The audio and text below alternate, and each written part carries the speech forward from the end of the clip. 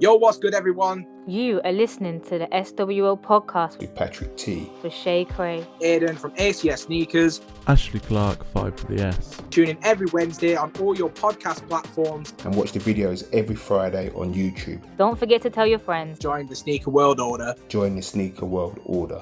Join the Sneaker World Order. Join the Sneaker World Order. Boom shakalaka, bitches.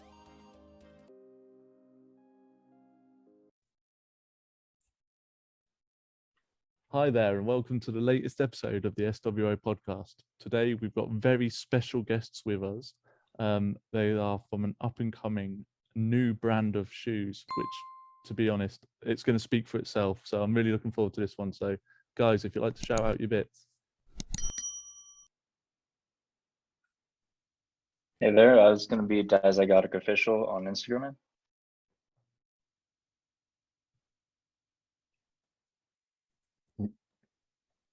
Go on, Ty. Hey, this is Tian. I'm sorry.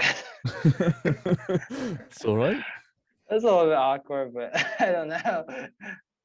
He's going to be on the same Dizygotic Official. Yeah, we're not like we're not really active on Instagram, just personal wise, I guess. So yeah. No worries, that's cool. So it's me, Patrick T, with the boys and girls from sWo podcast. You can find me on insert Patrick T for real and YouTube and Patrick T as well, and also here at sWo podcast. Yeah, and you can find me, Aiden, ACS Sneakers, Instagram, YouTube, Twitter, and that's it for me. Catch me at Shay Cray on Instagram, YouTube, all the good places. And there we go then. So everyone can relax. It's all good. That's the official start. And now we'll get into it. Right. So I think the best way that we can start it is tell us about your journey. Tell us about basically who you are, what you're doing. Yeah, sure thing. So I can get started and I'll have Tian follow me afterwards. So for me, I've had a interesting journey as well, I suppose. I actually wasn't really into sneakers as much, a little bit growing up. Typically, I guess, so I grew up in around like Queens, New York, and that area, and then eventually moved out to rural New Hampshire, actually in the New England area. And so it was very different when I went from the city all the way to the countryside, right? Styles change, people are different, a little bit less diversity, things like that. And so for me, I really just wanted to kind of understand how I can, I suppose, work my sense of fashion in terms of just like growing up into, forming an adult, right? I know early 2000s and a little bit late 90s were a bit difficult for everyone trying to, come up with that style. Obviously, we're seeing some reemergence of those styles lately in the past couple of years. But, I remember my first pair of shoes that I really wanted to sought out for was these really big DC shoes, right? From that were very typical of skaters and such. And so that I knew, yep, there you go. You're very similar style. Exactly. Yeah, exactly. Personally, I thought I really had no business actually wearing them, but I rocked them for a while just because there was something new for me, right? But obviously, I come from a slightly conservative background in the sense of my parents really didn't appreciate my sense of style at the time. I always tried to go for a little bit more flamboyant stuff, brighter colors, things like that. And they're just like, what are you doing? Like, don't wear any of that. Let's buy clothes for you, so on and so forth. So eventually, I realized that, living in, especially towards the countryside, it really, started mixing, because I would go back from New York, New Hampshire a lot too. I would see different styles, right? Like you'd see a lot of street style in New York, of course. And then when you go to New Hampshire, there's a little bit more countryside, more Carhartt, more rugged, things like that, right? So from there, I kind of grew a little bit more of a love for, I suppose, like leathers, suedes, things like that, right? More in the sense of just it's just quality stuff, I suppose. And I wanted really to branch out, as I got older into more like modern type of, boots, as well as those type of leather sneakers and things like that. And so that's kind of where my interest grew, at least for this brand, right? On just how do we bring something a little bit different to the table in terms of that aspect, and then just kind of like from a material aspect, which ones are going to be more pleasing for both myself as well as our customers. Now, obviously, that's kind of more on the fashion side. I didn't necessarily have too much of a fashion background growing up, as you guys clearly are hearing. But I actually went to school for engineering, and decided, hey, got to make money somehow, right? they're telling kids these days, go to school, go to STEM, so on and so forth. I'm like, all right, I'll hop on the train. Why not, right? And at least go make some money. And that's actually where I met Tien, through a corporate company that we both worked for. And we realized that we have fairly similar interests, with through some action sports, through some fashion stuff. And we realized, hey, there's something kind of missing in this space, and why don't we kind of look into it a little bit more. But with that, I'll actually let Tien go over a little bit of his background. Yeah, hey guys. First of all, thanks for having us here. So yeah, I mean, as you can see, we're both Asian, but me and Wilson, we have very different backgrounds. You guys probably can tell. I have an accent. I'm originally from China. I was born in China, and I came to the state when I was like 16 or 17 to skate. I mean, I have been here a while. I'm already 30 this year, so it's a solid 13 or 14 years for me in the States. But yeah, so I initially came here to skate. I had this big Tampa skateboarding dream, and when that crashed, I started to. That's how I started my college, and I mean, I can talk about that later. That's how I met most of the design people here.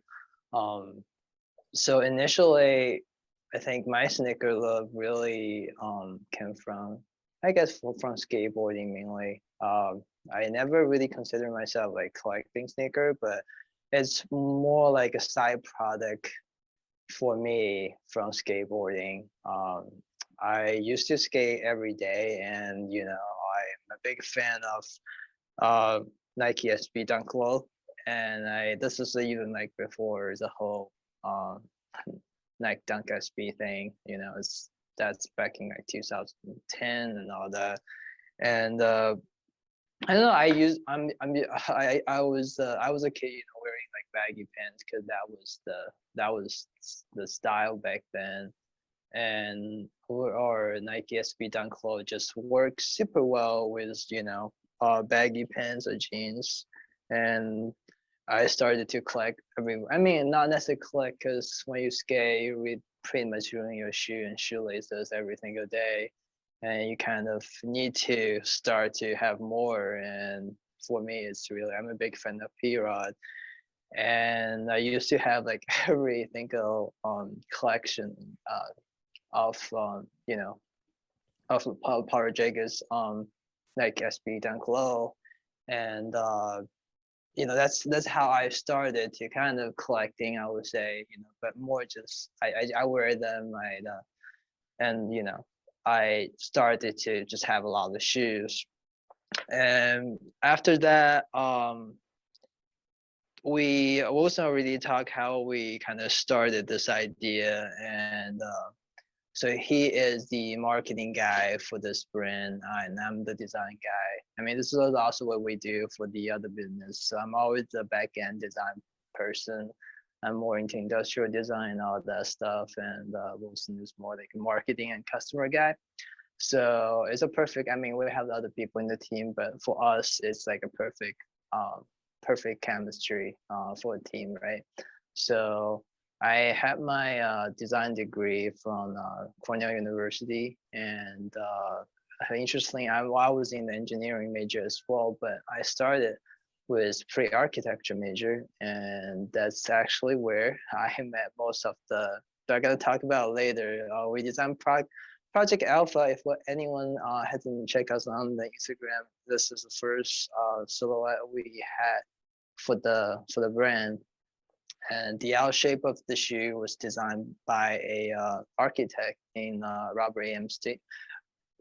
Stern architect in New York City, and I actually know the architect from Cornell, because I was in the pre-architecture major when I joined college, you know. And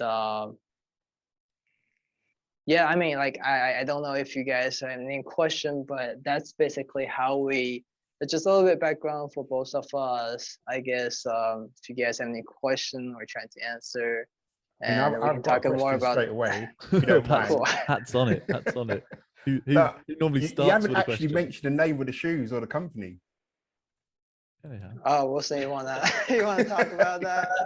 Sure. Yeah, I like people giving us crap about the name a lot, just because it's hard to pronounce it. How you even pronounce it, right? Like, it's really hard for people who haven't really heard of us to really pick it up, I guess. But yeah, Wilson, as a marketing guy, probably see if it's a basket practice or not, you know. Yeah, so I mean, you know, the name kind of has a little bit of a funny story to it too. I mean, our initial idea for this brand wasn't necessarily, you know, anything to do with. So for those who don't know, dizygotic is the pronunciation of how we're using it. At least we've heard some other pronunciations as well, but I think that's how we're supposed to pronounce it. You know, basically, the idea came from the fact that we just wanted something mismatched, right?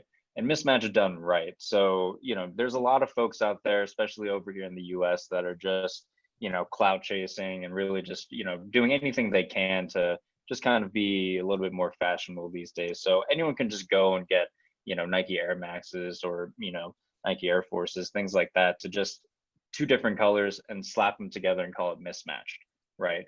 But there's no truly any company out there, no smaller brand or anything that's really going from a grounds up design mismatch type of shoe. For us, you know, it kind of goes a little bit beyond just shoes, but we are starting with just shoes for now.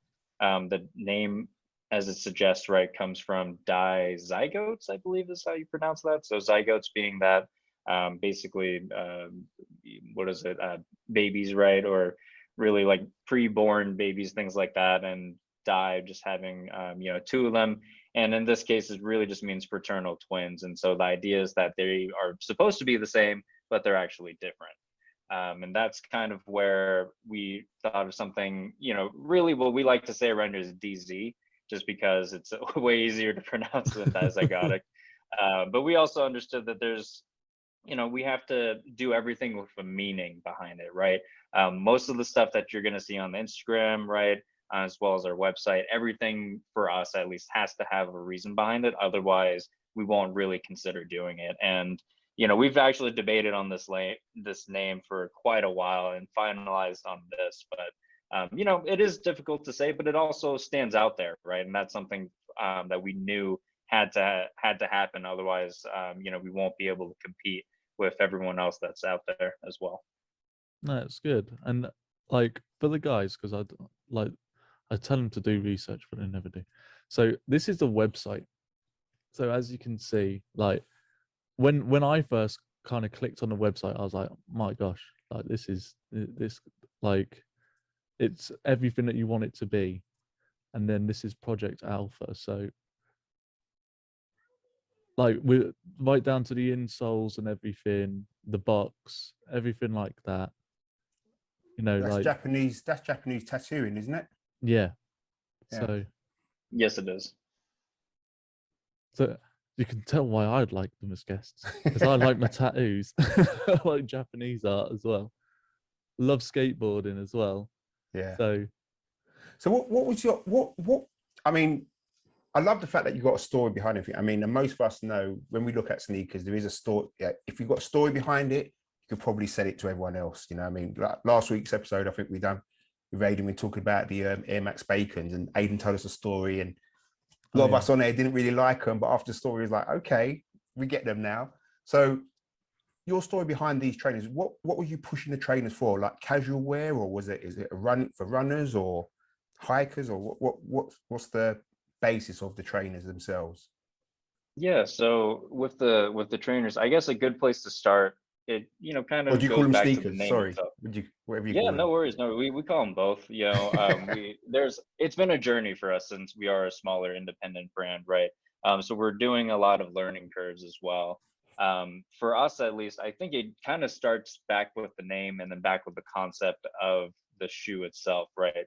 We wanted something mismatched. We wanted something, kind of out there already.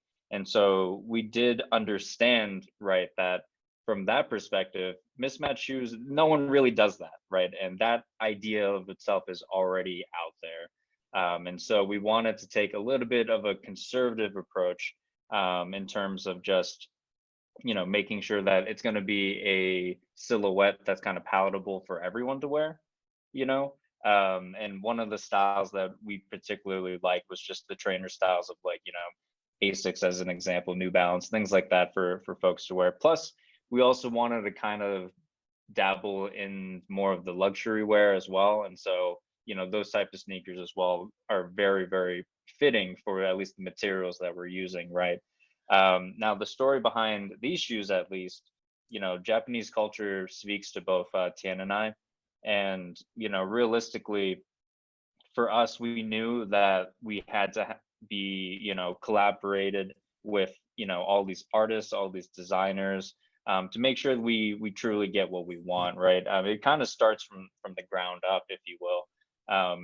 One of the best stories that I love to tell, at least, is how we collaborated with Vibram, actually, because they're the guys who are making our soles right now. Now, obviously, we have the capability of making our own soles, but this is something we wanted to at least collaborate with them on because we knew we were starting out like already on the wrong foot in the sense of being a smaller brand, right? We do need some additional help with other brands as well. But then at the same time, they're a very tried and true brand too, right? They're very rugged. I have a lot of their soles on just like hiking boots and things like that. And they do obviously branch out into other shoes as well, but it wasn't too far of a stretch for us to really go ahead and work with them on this. Now, what was more of a problem, and you kind of see them in some of the pictures that Ashley was just showing, was that they have mismatched soles on them, right? They're two different colors. If you think about the process for making a sole, it's kind of like a waffle iron, right? Or how you would potentially make waffles. I hope you guys have waffles in the UK. I would hope. Yeah, we have waffles. I don't But think we make them. We don't Okay, make them, perfect, but we have perfect. them. Sure. So the idea is kind of you have a press, right? You put something down, you put the material in, and then you would press it down, and then out comes out the soles in this case. So for us, we really had to go and negotiate and convince them that this was going to take off and that these were necessary, right? What we didn't want to happen, of course, was them to just print out some of the purple ones, some of the green ones, and then we just go ahead and mix match them themselves. That's a huge quality problem for us at the very least. We're not releasing that much, but if all of a sudden like half our customer base just tells us that the shoe's literally on the wrong foot, that's just goes against our entire design. But that's one small portion of it. I guess it's more to your question just about the story behind these shoes. There's this Japanese folklore called Momotaro. I won't bore you with the details. You guys can research it, but more or less, it's a boy that's found floating in a river in a peach. And then basically an elderly couple finds them, opens up the peach, and then, out pops out a boy and, they raise him. And then he eventually goes off to fight demons and so on and so forth, as most folk tales go in that similar type of theme. It's So like for a us, cooler version of James and the Giant Peach. there we go. Exactly. And so, with that being said, some of the art styles that, we were looking into for this really spoke to us. And we actually reached out to a lot of artists in regarding, actually just creating the art, right?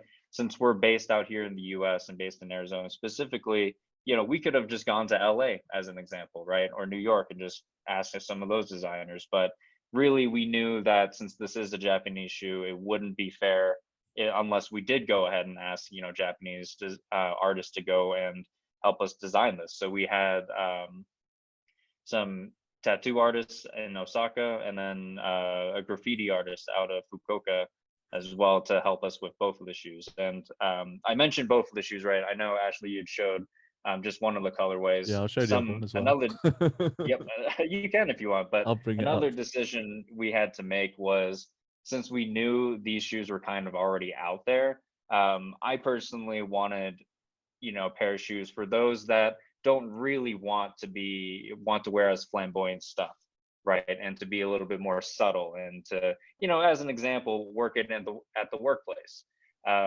Ideally, these trainers, I view them as more of a fashion statement, of course, but I've seen people running in them. I don't know why, but people can run in them if you really want to. They're very comfortable, right? Yeah, so these ones and are then, obviously like blue, yes, white, and navy. I love the insoles.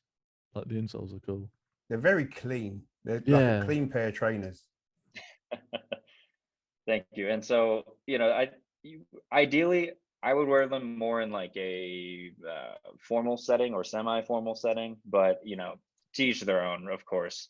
As you can kind of see in the pictures below, obviously these are models taking the pictures too, but you can really ideally wear them anywhere, and that's kind of why we also went with the Vibram soles too, so that you could ideally take them anywhere. Yeah. So like when it came down to like designing them, I know you've got like a bunch of people. You're saying it's, if it's got a story behind it. Was there times where it's like you couldn't agree on what direction you wanted to go in? Because surely like different stories must mean different things to different people. So were there any, I don't know, did you have any issues when it came to designing, or were you all just very much she wants like, all the dirt, doesn't she? Yeah, I like drama. I want to know who punched who up.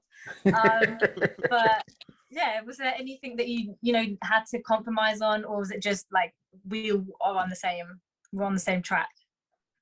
Yeah, I guess that's a very good point.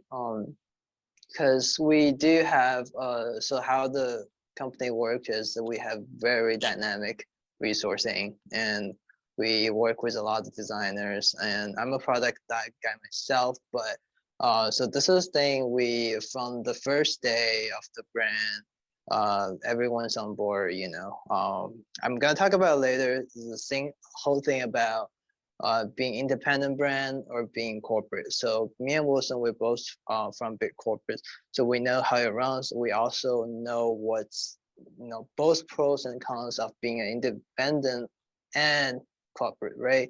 And one of the thing is, being an independent brand, most of the artists are individual, or they're trying to just do their own thing, right? Okay, I'm the designer, and I would just design a shoe that I like the way to be, right? So for us, it's really like we need to eliminate. We know like this is definitely, because what do you like is not really what people's are gonna like. We cannot design something just based on individuals' likeness, I guess. So that's why, although I'm a product guy, I'm a design guy, I still invite a lot of people who join this product. So from I already mentioned it, from the out shape of the shoe, and we consult with my friend in Robert M. Stern, because we want the shoe to have a perfect silhouette, basically the out shape of the shoe. And one of our thing is we want the shoe. So normally, if you take pictures for sneakers, you probably know the sneaker look the best with your foot in it, just because it will actually like make it firm and make it the whole thing more saturated, right? Like it doesn't. So the whole thing is we want to have this shape that even without any insert, without any paper in it still maintain the perfect shape of it, and we want it to be very pleasing as well. That's why, like I told Wilson from the very beginning, we don't want any footwear designer to design the shape of the shoe. We need an architect. That's how we gotta get the the shape first, right? And also, So I want to throw a caveat in here too. It took us 3 years. Wow. The releases that I go and release. So just wanted to add this caveat to what Jim was That saying. wasn't all smooth sailing then, nah? yeah. Yeah, I mean, it took us 3 years. I mean, we can talk about that later, how much money we spent on this project. But yeah, we want to be the maniac of this industry. Like, this is just the internal talk. We're not trying to make money for the first project. We kind of having this mindset from the day one. We're here to disturb the industry, not really, you know.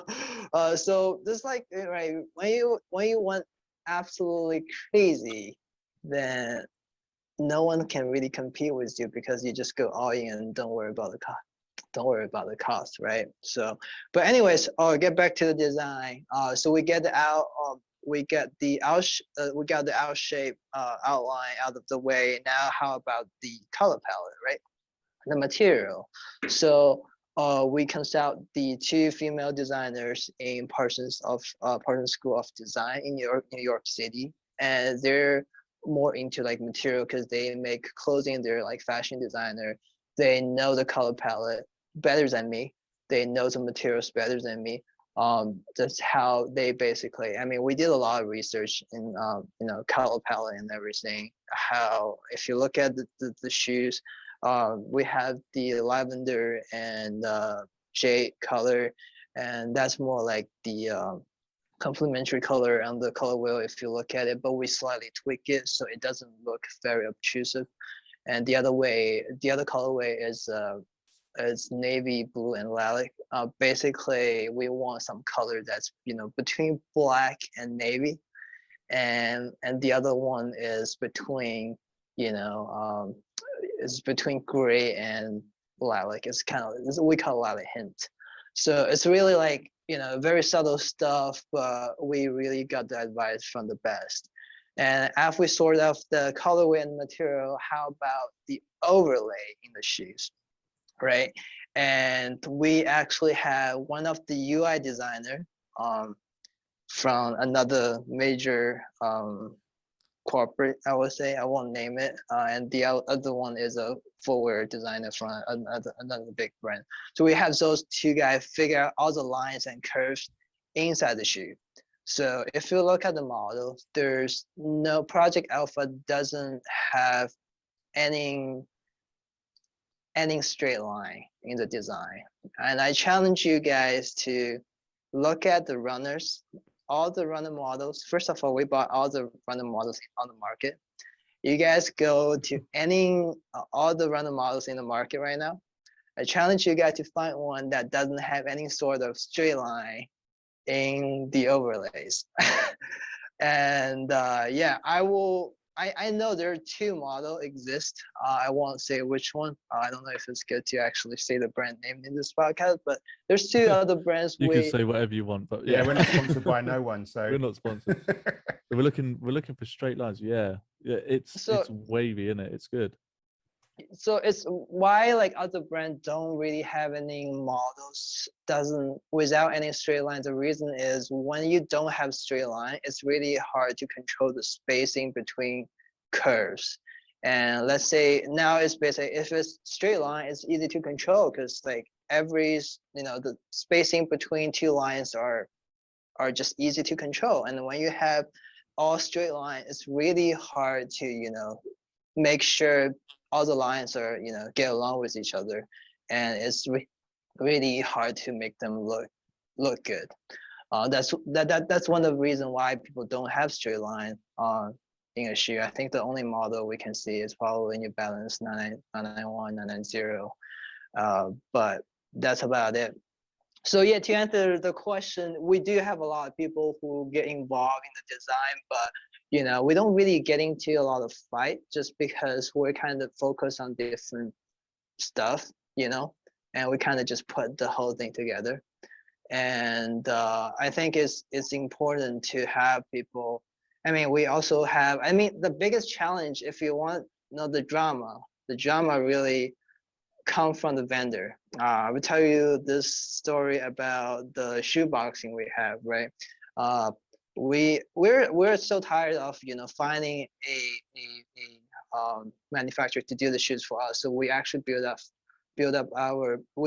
own team on the shoes. So we have this we call Nectar team lab. We basically put up 32 shoemakers to make shoes for us. They have average of like 20 or 25 shoemaking experience. I mean, we can talk about that later. If you guys know the story about New Balance Super Team 33, you probably already knew what we were trying to do. But New Balance, they canceled the project because of the cost, and we basically picked this idea up, and that's how we do the manufacturing. But the drama really came from the vendor, let's say the box, because we did not do the box. We designed the box, but we can't manufacture it, right? So we approached to another luxury brand, and they're basically their factory, and we worked with them almost 10 months, and we have to cancel. We basically have to fire them in the last minute. The most thing we heard during the project, throughout the project, is this has never been done before, and usually from our vendor. We're trying to do a lot of different stuff. I don't know if you guys really want to know about like the design details, but we did a lot of stuff people have not done before. And when you ask people to do those kind of things, they will tell you, okay, even those luxury brand, I would just tell you the name. We did the shoe in Balenciaga factory, and they told us you all know Balenciaga, but yeah. And they're like, so we work with them. They already have the prototype. Like we basically have everything ready, but there's tiny details we don't like, and they just kept saying no to us, and we just have to fire them the last minute. So yeah, the hardest part, the argument really come back and forth with other vendors, because they're just gonna say, oh, it has never been done before. But the whole philosophy in this team, like in this brand, is we don't do things that people already did, right? So my favorite person is, I don't know if you guys are familiar with Stance Socks. It's pretty big in the US. Stance, yeah. Yeah, but one of the founder, Jeff Curl, he always say, the best practice is the most silly or in any company. But this is also the most common heard thing. If you go to any broad meeting, like, people just can't stop mentioning it.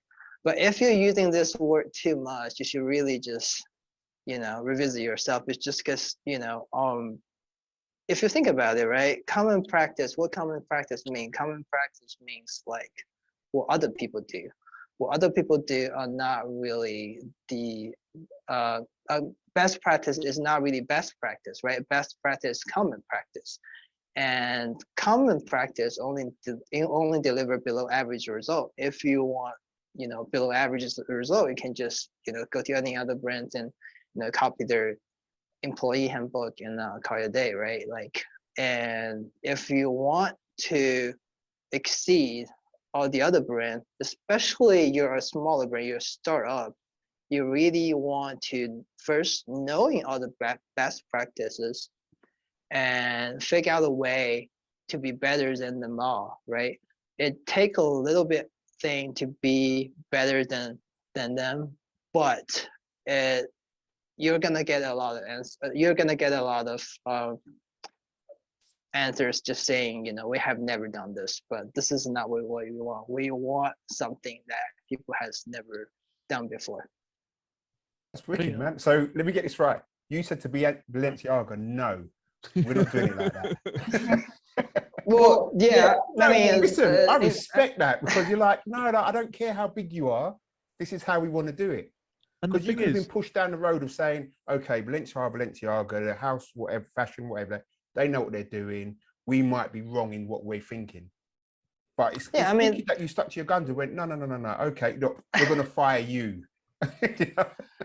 I mean, the thing with factory, right? We have the money, so who has the money for the boss, right? We can easily fire them if they we don't want to use them. So it's simple like that. At least that's what we have, you know.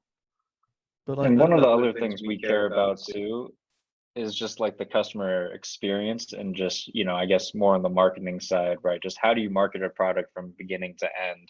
And that end product is literally the box, right? Like you get the box, you get the shoes, the whole unboxing thing. And if they're not on board with what we want to do, then, so be it, right? That's we have to unfortunately can them and then go move on and move forward. That's partially the other reason why it took us so long, for almost 3 years at this point. And we finally just released as well, just this past 29th of January. Look, I mean, we got Aiden here and Shay, like they're YouTubers, and we do a lot of unboxing in terms of trainers and things like that. And we always start with the box. And I guarantee you, look at that box though.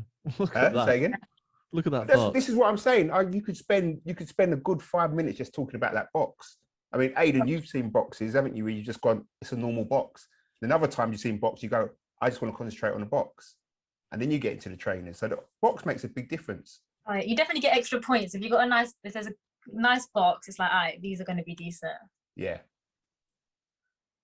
Yeah, you bring up a good point. I mean, two of the things that people who buy shoes from other brands, right, don't normally consider is, once they get the box, right, like most of the time people just either throw them away or it's really just more like a cardboard box. It just holds the shoes.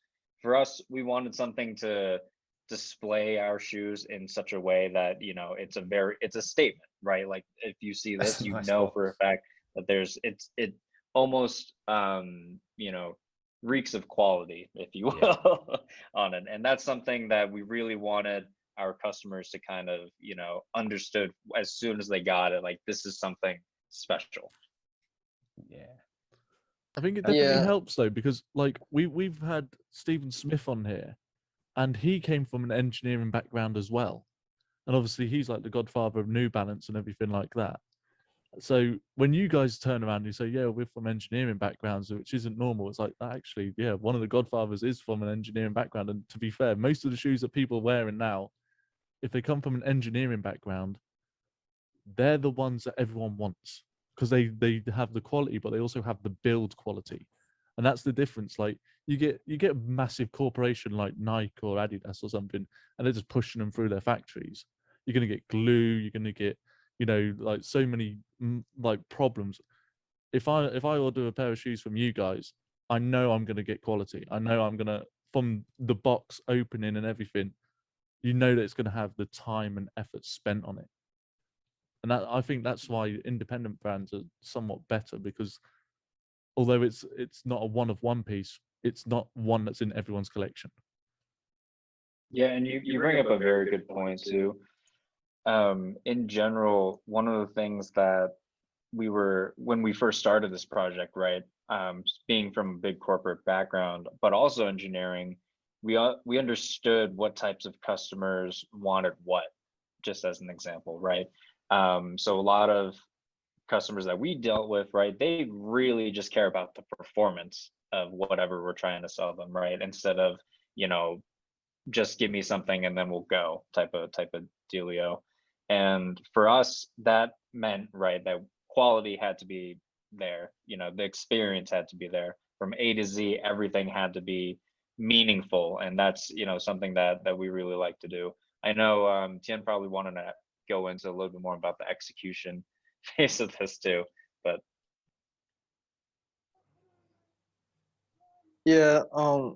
so yeah, like I said, right, big corporate versus independent brand, so each has pros and cons. Big corporates, they focus on the money and benefit of the shareholders, so they're not as nimble. But when it comes to small independent brand, they don't have the resource and money to deliver perfect product. So most of them, they usually expect to improve during their growth, their development, and that's not good for customer. So our philosophy is really that customer don't owe you shit. They don't owe you anything. They don't have to That's buy right. it from you. So for other independent brand, they really have to ask yourself, right? Why customer want to buy from you instead of some established brand, and which they already have a history, they already have a story to tell, why they want to buy from you. They customer don't owe you anything. They don't have to buy from you, right? So it's important to not just being that's why we don't really use the word independent. I personally hate that word because many of the independent brand, they almost use that as a marketing strategy, saying, okay, we are independent brand, that's why we cannot do that many things, and please buy from us. And this is like the most silly thing I have ever heard of. Like, you because I'm an independent brand, I can't bring my cost down. Like, that's why you just have to suck it up and pay that extra to buy our product. That doesn't make any sense to me, you know. So, and people gave crap to, you know, the people who pay attention to, you know, quality probably give crap to uh you know, Nike and other major brand all the time, saying the QC and everything is bad. But think about that. They really have the culture behind them, right? Do you have that? I mean, they have Michael Jordan behind them. They built a whole empire basically based on him. If you don't have that, then you need to have something else to compete with them. Otherwise, why customer want to buy from you again, right? It comes to that. So for us, we really just, we have a few things we really focus on. One is perfection, and we either don't do it or we do it perfectly. From the purchasing experience, you know, starting from the website, when all the buttons are at, you know, unboxing experience, we design, you know, we design not the shoe box, but also the shipping box in house to make the unboxing experience smooth. And we even have a packaging engineer who actually know, you know, from the moment the FedEx guy hand over your box, you know, how the way you're gonna open from left to right, it's all being designed. It's part of the experience. And free shipping, we have return on exchange option available, which is not available for many independent brands because again, they said cost is high. Luckily, we always say we don't care about the cost, all right? And also half size available. I think like half size available, these are the basics to us because, you know, everyone has different foot shape, right? And comfort is number one thing to the shoes, no matter if it's a lifestyle or kind or not. If they don't fit, customer need have the option, you know, to go with other sizes, right? And this, just by that, you know, many of the factory, they wouldn't really do half sizes, which is really silly, you know. And yeah, I mean, this is, and also the product, getting back to the product, right? We did 25 iterations on the shoes. And I don't know if you guys want to talk about the brown leather. Wilson probably gonna talk about it later, but we basically manage every curve. We're not talking about like the drafts. We're talking about basically for us is revision from 2.1 is we start to make samples, and we make 25 samples to get everything perfect, right? So talking about being perfect, how do we really compete with other brands, right? So taking the extra step is number two. Everything we do here, there's a reason behind it. So if you look, so standard box, like you guys like the box, and you know the reason behind it is really standard shoe box sucks. You know, $200 shoe come with a regular cheap cardboard Cardboard box, box. right? Yeah. And especially for shoe collector, I'm not saying like our brand is not for everyone. If you're just looking by buy a pair of shoes, you know, our brand is probably not for you. I'm just gonna, probably Wilson hate me to saying this, but I'm Yeah, a he didn't back-end look guy, happy, so but so I can say whatever I want as a design person, but especially we do shoes for shoe collector, and it doesn't make any sense for you to buy a $500 phone and a pair of 500 resale shoes, and you throw away the fancy shoe packaging and you keep the shitty cheap cardboard shoe box, right? And we understand why other brands don't do it, because material costs and second, shipping costs, right? When you have such a nice box like this, shipping costs can really screw you up, and that's why many of the factories won't even make it for you if the the quantity is small or whatever reason. It's just a very high cost thing for them to do, and it's not worth the ROI, And we have this two-door design, and not only because you probably see the two-door design, you think it's nice, but we did it not because it's nice, but it's also like a perfect way to represent the mismatched shoes, right? So you open the box, this is the best way, and people can see those mismatched shoes, right? it's an automatic display box, isn't it? Exactly, yeah. And we do everything for a reason, right? Including the logo, the collaboration, and the logo. If you see that it's a butterfly, why we do the butterfly? It's an asymmetrical. The butterfly with asymmetrical wings, right? It's basically the same thing. Like the philosophy here is really things supposed to be the same but different, right? Butterfly, people usually expect it to be the symmetrical, but for us it's not the same. So everything has a reason. So as a part of the design lead, this team, we ask ourselves every day why we do the way we do. And this is a question like you should really ask yourself every day if you want to sell something, right? Or design a product. You should really think about not just because, oh, I like the way it looks, and then I design it. It's every step you did. Just ask yourself first why you do the way you do. And I mean I think that's how we differentiate us from most of the other independent brands, I would say. I think you're right in terms of the word or the connotations of independent. It makes it sound small. Straight away, you say I'm independent, that means you're a small brand. But then who are you comparing yourselves to? If you're comparing yourself to Nike and Adidas, you're always going to be smaller.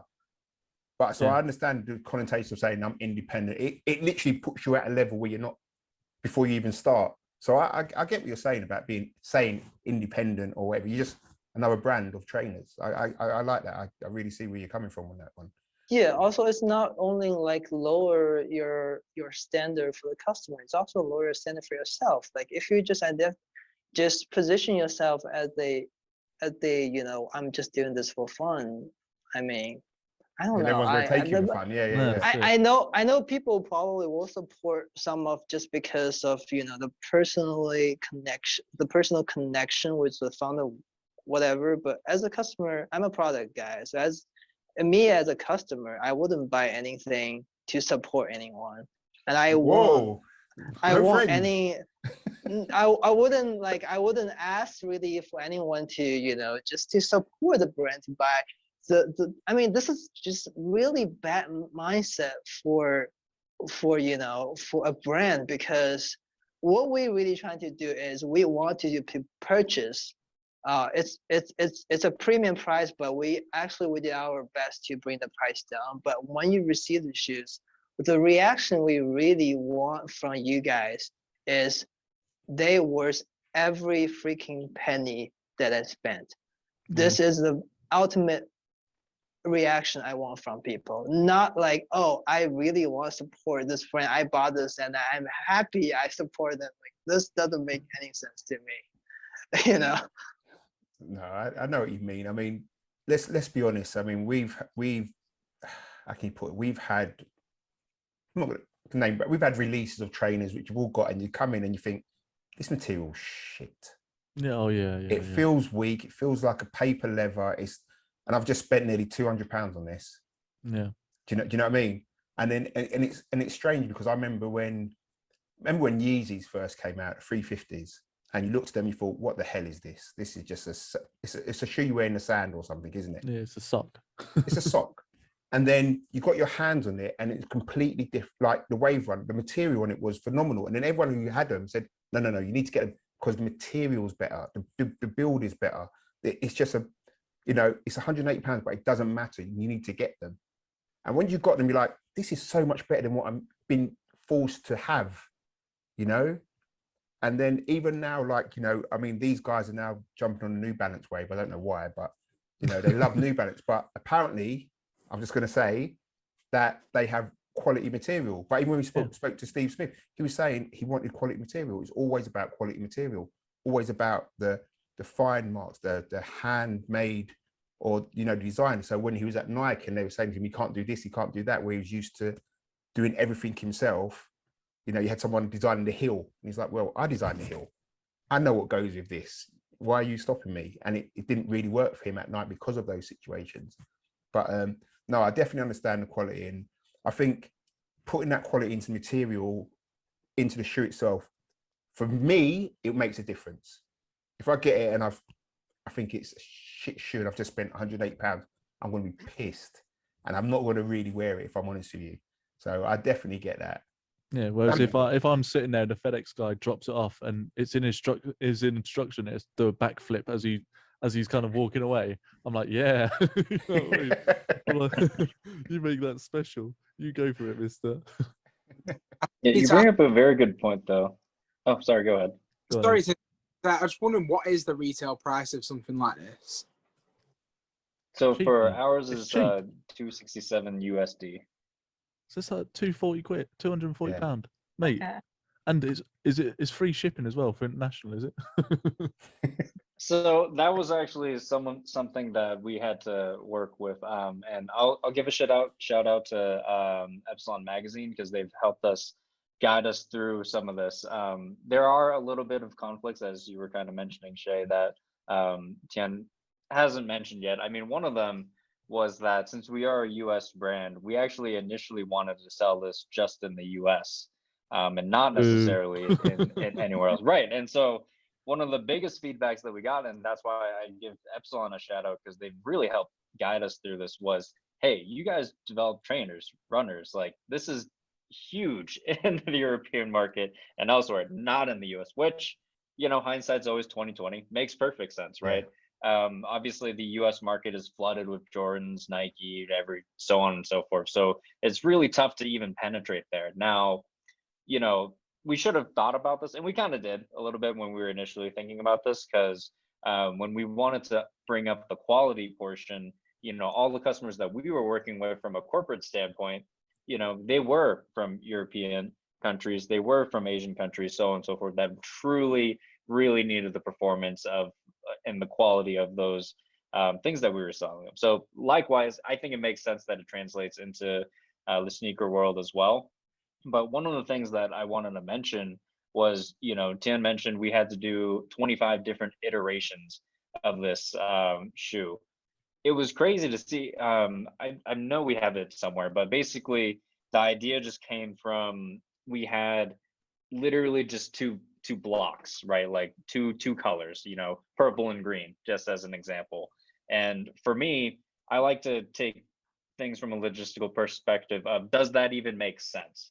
Right? Like something, if you saw the shoe, something about it just kind of threw you off, right? And for us, what it later came down to was kind of the colorway, right? And that's why we consulted with those designers that Tian mentioned to make sure that we understood that color science is actually a thing as well. And we wanted this to be perfect. So we had to figure out all the different complementary colors that could go along with it to help offset it and ease your viewing of the actual shoes.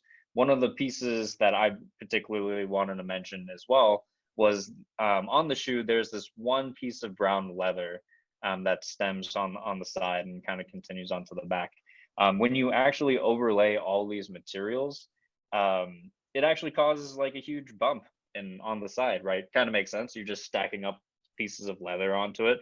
And so we had, I believe, worked on 7 different iterations that all had this issue with it. And, you know, for the life of us, we couldn't figure out why this was happening and just, you know, how to really combat it. But eventually we made it there, right? And as you can kind of see on the silhouettes now, you know, they're all just one even plane, if you will, at least from a viewing perspective.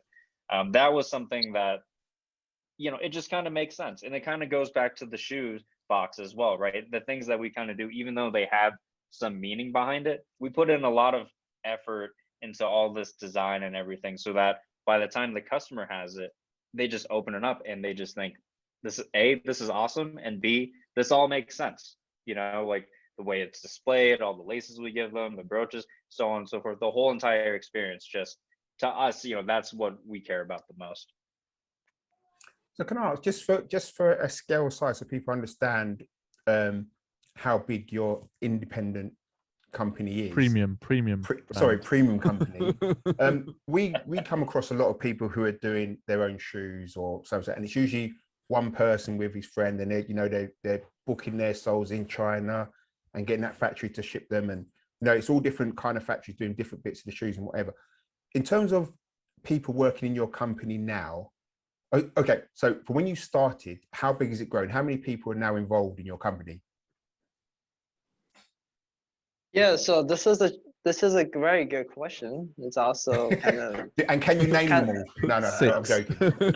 There's also like a secret sauce. To give you a background, if you buy like Nike a lot, you probably think like $267 is a lot. But in terms of how the cost we spend, we invest in this project, it's actually not even, to be completely honest, we're not really making money. Like I said, we're trying to be the maniac of this industry, really trying to disturb what people already have, you know. And the brown piece Wilson was mentioning, right? It's literally, you might ask like, well, why? I personally, it's good that you guys mentioned Steven Smith, because I really love some of his design, because he really is trying to do very soft design stuff, just stuck with one silhouette and just tweaking. You know, he always has some crazy idea. People might not like it, but I think it's always bold to have some different kind of, you know, crazy idea to start with, by risk, you know, how the market's gonna adapt it, you know.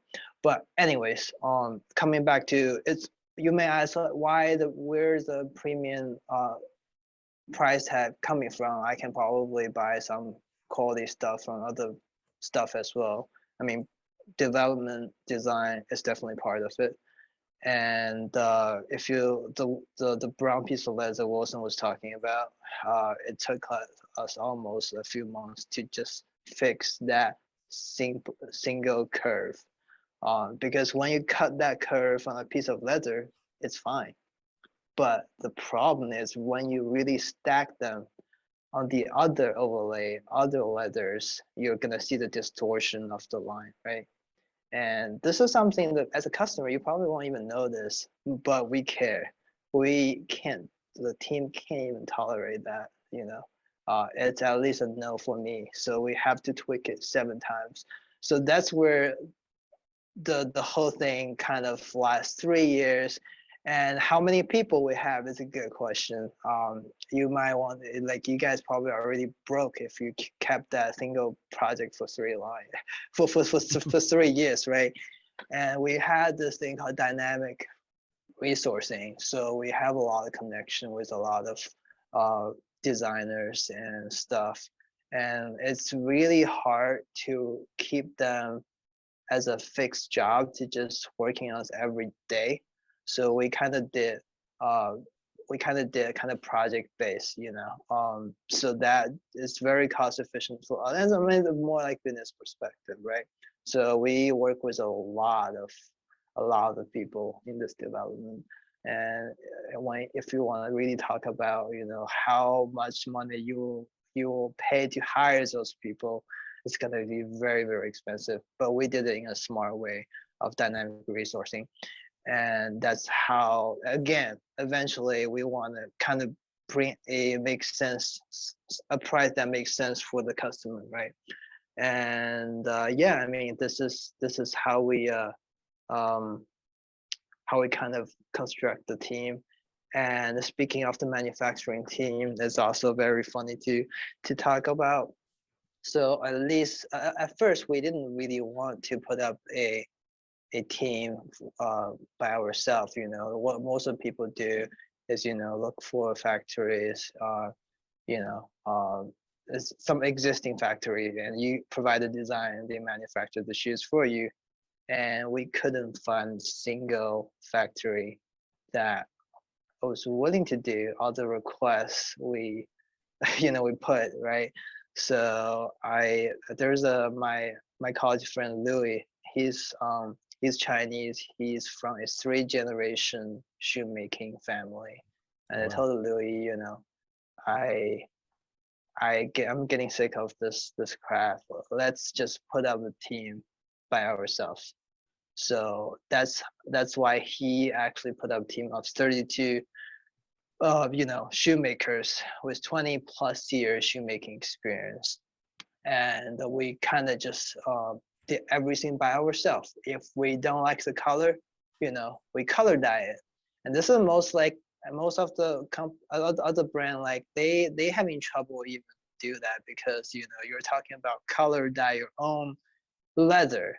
It's a big ask. I don't think any of the existing factory would do that for you, but having our own team was, you know, we can actually do that, and we make everything. And that even that we experienced a lot of problem, because Louis was telling me when we finished the sample, the final sample, Louis was telling me like, Tian, like I'm gonna be honest with you, although we accomplished the sample, I don't know if we're gonna make it mass production, because there's so many things that you can do it in a sample, but you can't really do it for mass production. And I was telling him, then, you know, how about we just make every single shoe in the sample room instead of general assembly line? And he's like, you're crazy. Like, that's how normally things are done. Like, I mean, that's the only way to do it. I mean, if we already have this perfect product and we want to release to people. I mean, that kind of gives you an idea how the team works here. And I kind of explain, you know, some of our secret sauce, but yeah. Oh, you didn't have to. We didn't want secrets. We just wanted to. No, we've got them now, though. It's brilliant. It just shows. I think that's the thing, though. It does genuinely show how much you care about your product, is because you're instead of just saying, "Oh, yeah, don't worry about it. Well, we've got a sample. We've got for the photos and everything. It's going to look like this, but when it's in hand, it'll look different." Whereas you're like, "No, we'll make every single one look like that. They're all done the same way. Doesn't matter how long it takes. When you receive an order, like that person's gonna like get something that's made kind of a few days prior, just like there you go, it's sent out." Which keeping up with the consumer is obviously going to be a fun one for you. I wouldn't want to be in that postal room, but yeah, for sure. I don't know. I just think, I mean, I can only speak to me personally. I want value for money now, if I'm honest with you. I just, you know, and I think a lot of people are getting like that. Like, you know, I know why, like the boys like Ash and Aiden are going through New Balance, because you get value for your money. You know, when it comes through, it's not a kit where, like the latest Nike release. I've had so many people, there's glue on the suede. The suede isn't nice. You know, it looks like it's been worn, and it you know, the quality control is horrendous. You know, but yeah, I it's nice to see that you actually care about what the product's going to be at the end of it. You know, before that person even puts their foot in it, they're going to say, okay, I've got something here in my hands and now I can enjoy it. So it's really good. It's really interesting to find out what you guys do or think about when you're doing these things. I think especially for someone who is a collector, like you said, it's for a collector. Me, I don't really own many pairs of shoes that don't draw somebody's eye, whether it be in a positive light or a negative light. Like I want something that people are going to look at and go, "Oh, what's that he's wearing?" You know. And if I've got something which is a mismatched shoe, which has got like cool designs on the back and the insole looks good and it's got different laces on it and everything. That's the kind of shoe I'm after, because I want something which, and then it's got a story as well. I can just turn around and be like, oh yeah, but here you go. Here's a story about it, and there's a boy turned into a samurai, and you know, and you've got like this whole From a story. It's not, peach. yeah, from out of a peach. You know, it's not some bloke in a butcher shop, and but that's exactly what that's what I like. I like something which is kind of got all that, and if you've got a presentation box and everything as well, I think you're definitely onto a winner for it. Definitely, it's a winning formula, and you know, eventually, you know, when premium brands do get bigger, that's one thing that if you kind of seem like you don't care. You don't care how much money's coming in. It's like, no. I'm still just going to do what I want to do. And I like that. It's like the rebels of the sneaker world. And that's what you should continue being, because I think that's going to be one of your strongest selling points as well. So what you Yeah, got? so Sorry, go ahead. yeah, I was gonna say that, you know, we kind of we call the first project Alpha, just because we don't know how the concept's gonna work out, because we kind of did everything reverse. I will tell you, you know, if it's gonna work, you know, a year later from now, but you know, we kind of did everything reverse. So normally people kind of don't go all in, and they're trying to see, kind of trying to see what kind of works, right? So we kind of did reversely. We kind of want to have everything for the first release, and we start not really making any money and see how the concept goes. If people like it and if it became a thing, then we're gonna, you know, when you have the popularity, and now we're talking about money. Kind of did it reversely, right? So normally people don't do that. I don't think anyone will think that's a smart business kind of practice, but we kind of, it's our first time to try this out, and let's just test the market, see if it works out, see if people actually like us to go, you know, all at once, right? So yeah. What they're saying is get in now, get your best ones, because these are the best ones. And then as they get loads of money, quality might dip a little bit. So get these ones. The Project Alpha. If you ain't got Project Alpha, I don't know what you're doing.